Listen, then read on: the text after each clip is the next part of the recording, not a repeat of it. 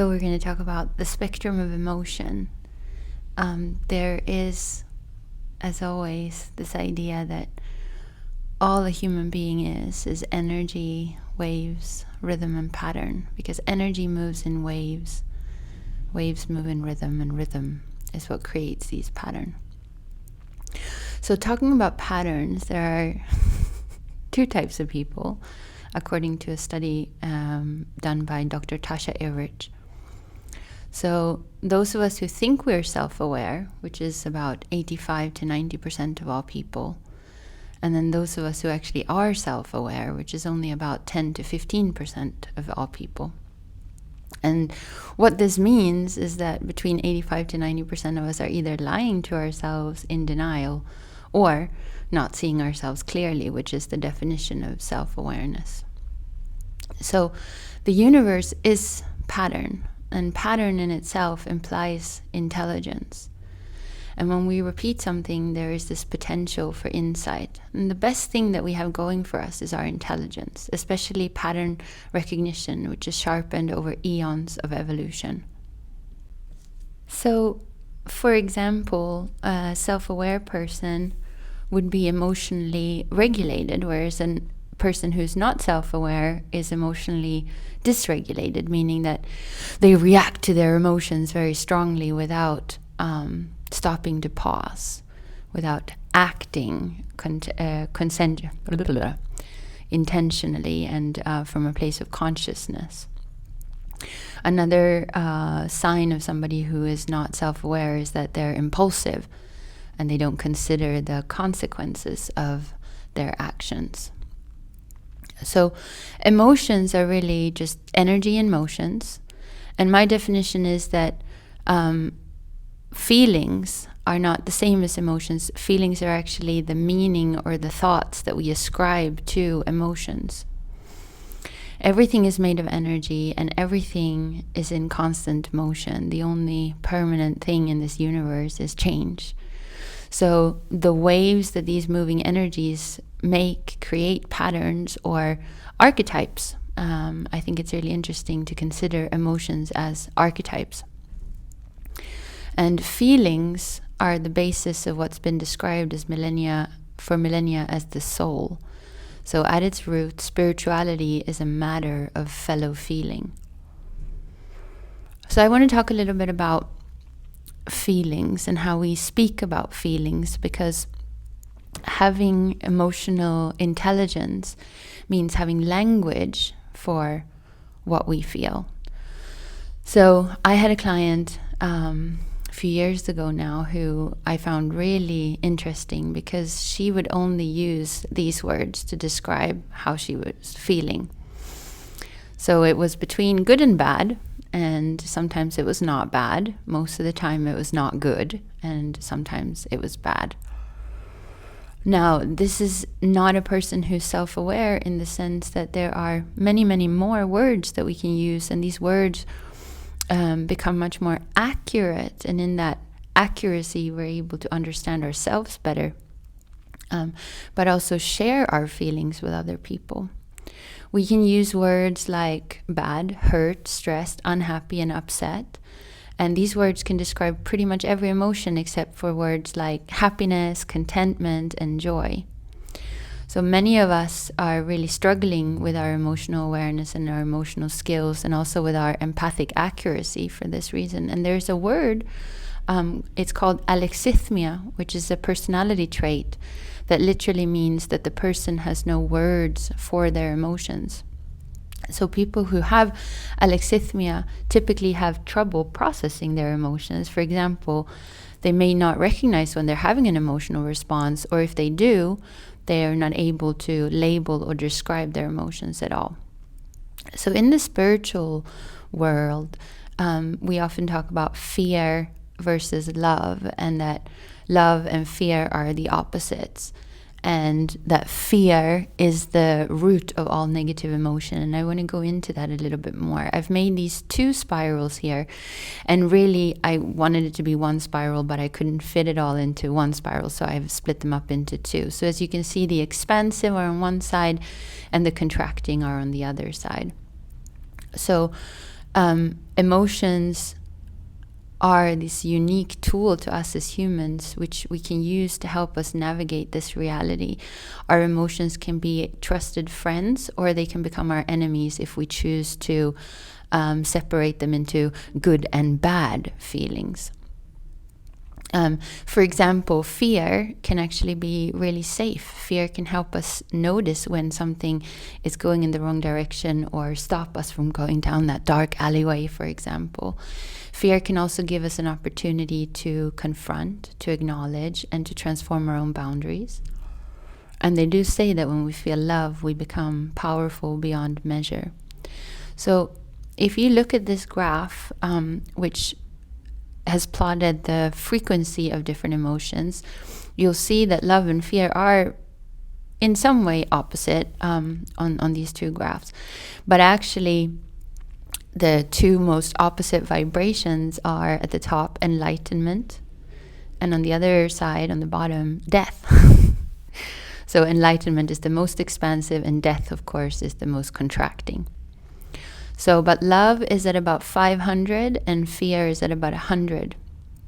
Below fear, the lowest emotion, or the most contractive or destructive emotion that we can have, is shame. And you can see shame is 20. So shame is 5 times lower than fear. And peace is 100 above love. That's not to say that love and fear aren't good words to use, but I think it's important to see that there are many, many more factors and many, many more distinctions than just these two.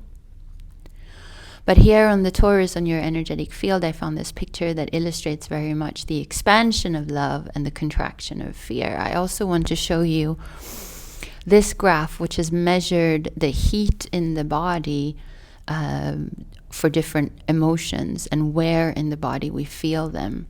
So this can also really help if you are somebody who is not really literate when it comes to your emotions, to feel physically in your body where the emotion is felt.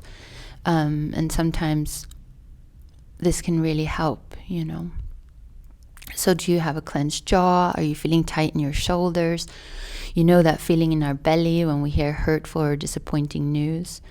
Many emotions are sensations in our bodies, and many of us have never learned how to feel our feelings because we've not had good teachers, or maybe we've been numb or shut down for so long that we just can't feel anything anymore.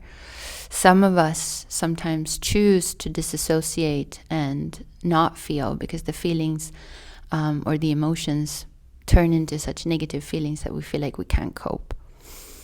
And when we do that, when we block out negative emotions, we are shutting down the flow of energy in our bodies. And you can see that on the depression, on the depressed body, that it's very little activation. There's no heat at all. And obviously when somebody is more depressed, or we've numbed out to negative, quote unquote, negative emotions, it's also becomes very difficult to feel positive or uplifting emotions. So this is why returning to our bodies and doing somatic work, working with our bodies, for example, yoga or breath work, can really help us have a different relationship to our emotions. So I've plotted here 27 emotions that they found in a 2017 study from the University of Berkeley. So see if you resonate with these. Have you felt all of these? Do you know where in your body you feel it when these emotions come up for you? Which ones do you feel more often? Are there any emotions on this list that you deem as negative, or any that you are always striving for? Another thing I want to talk about here is anxiety. So it's suggested that about 30% of us adults have anxiety, and I do feel that that number might be significantly higher. And here's a definition of anxiety: a lack of purpose. And I want to talk a little bit more about that in a minute. So let's talk first about repressed and suppressed emotions. So repression is emotions or anything that you unconsciously avoid, whereas suppression are feelings or emotions that you intentionally and purposefully avoid because you don't know how to deal with them. So some signs of having repressed or suppressed could be that we're procrastinating, that we feel that we have brain fog, that our thoughts are scattered, that we feel resistance to what is or what's coming, that we don't feel good enough, that we're over planning, that we lose interest in activities that we once used to love, that were fun for us, that we have trouble sleeping, experiencing conflict in relationships, that we feel a lack of commitment in our workplace. We can actually end up feeling even more powerful emotions because what we're suppressing is really trying to get out and to get felt. You might feel really tired, and you might have shut down emotionally from connecting with people, so you have fewer close friendships. So here's an image, my best way to show you the conscious mind versus the subconscious mind. You see that black line where it says critical defenses. So staying in the conscious mind where we're analytic, where we're thinking and planning, and we're dealing with short-term memory, versus the subconscious mind, what's below these defenses, where we have our long-term memory, our emotions, and our feelings. This is also what determines our habits, our relationship patterns, and addictions. The subconscious mind also deals with our involuntary bodily functions, like growing our hair or digesting food, for example. It's also the subconscious mind that deals with creativity, bringing us through the developmental stages in life, our spiritual connection, and our intuition. So how can we go into the subconscious mind? How can we get through these critical defenses? Well, if the critical defenses then are the opposite of love, and they are in fact fear, then deconstructing our core fears that distort our belief system, that create these distortions in our conscious mind, can help us find purpose. And I think purpose might be the opposite of anxiety. So I found these two different researchers who've talked about the 5 core fears, and they've named them differently. They are quite different, and as you can see, they're in different order. So for Karl Albrecht, the feararchy is the fear of death of the ego, the fear of separation, the loss of autonomy, mutilation, and then extinction. And for Todd Pressman, it's the loss of identity, which is very similar to the ego death. Abandonment, which I think can also be considered similar to separation, to be separate, to be cut off, to be abandoned. The loss of autonomy and loss of meaning can perhaps be seen as similar. Loss of purpose. And then death. Death and extinction being the same, but mutilation versus loss of purpose, I think, are very different. So perhaps we can see that there would be 6 fears. Perhaps for you, some of these fears resonate more than others. Perhaps you're like me and death doesn't scare you at all, but the loss of purpose and meaning might be terrifying. So when we are on this path, there's quite often this sensation that we want to be happy, like I want to feel better. I want to not feel the way I'm feeling now. And I think that the path to feeling better is the path of purpose, to start becoming really clear on our why. Why are we here? Why are you here? And so in this roadmap from fear to fulfillment, there are a few key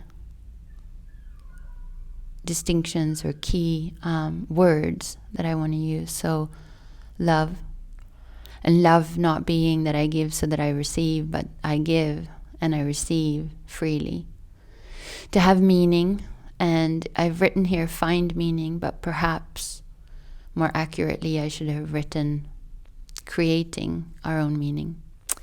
To be authentic, to take off the masks, especially with ourselves. so that we can discover or rediscover who we really are. And to discover our purpose, and perhaps our purpose is the most important. And lastly, to overcome this fear of dying, to understand that death is a part of life, and being ready to let go. That doesn't mean to walk around and actively try to die, but to understand that the only way to die well is by living well, and that when that moment comes for you, to let your last exhale be a sigh of contentment. So when it comes to purpose, and I really do feel that purpose is the most important part for finding greater meaning. And there's different types of purposes. There's that default purpose, which could be just to survive. The creative purpose, our impact in the world. And then our soul purpose, why did your soul come here, which is different from your ego. The reason for which something is done or created, or the reason why something exists, is the definition of purpose here. So we don't actually choose our purpose, but we discover it, and our purpose will reveal itself when we're ready. I do think it's really important too to consider the idea that we might have different purposes. You might change purpose throughout your lifespan as well. I found this beautiful quote that I wanted to share with you here. This is the true joy in life, the being used for a purpose recognized by yourself as a mighty one. The being a force of nature instead of a feverish, selfish little clod of ailments and grievances complaining that the world will not devote itself to making me happy. I am of the opinion that my life belongs to the whole community, and as long as I live, that it is my privilege to do for it whatever I can. I want to be thoroughly used up when I die, for the harder I work, the more I can live. I rejoice in life for its own sake. Life is no brief candle to me. It's a sort of splendid torch I've got to hold up for a moment, and I want to make it burn as brightly as possible before handing it on to future generations. So, going into your fears might be the answer for getting closer to discovering your purpose. I recommend that after watching this presentation, you move on to the activity, getting to the fears of fears. And if you feel like, please share with us what you uncover. Thank you so much for your time and your attention.